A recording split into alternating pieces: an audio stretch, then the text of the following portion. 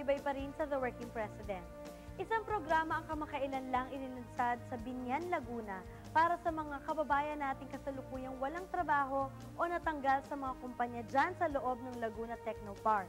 Ating alamin ang positibong pagkilos ng ilang ahensya ng pamahalaan para tugunan ang sitwasyon ng ating mga displaced workers ngayong panahon ng global economic meltdown.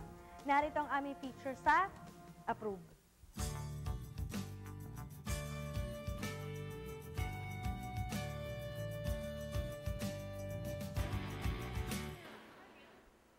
Ramdam ng mga malalaking ekonomiya sa buong mundo ang problemang idinulot ng subprime mortgage crisis sa Estados Unidos.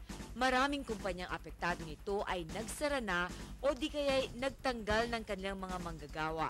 Sa Pilipinas, may ilang kumpanya na rin ang nagbawas ng tauhan para lang mapanatiling buhay ang operasyon ng negosyo. Para tugunan ang problema ng kawalan ng trabaho sa panahon ng global financial crisis, naglunsad ng isang makabagong programa ang pamahalaan para sa mga displaced local workers, partikular na ang mga nagtatrabaho sa economic zones.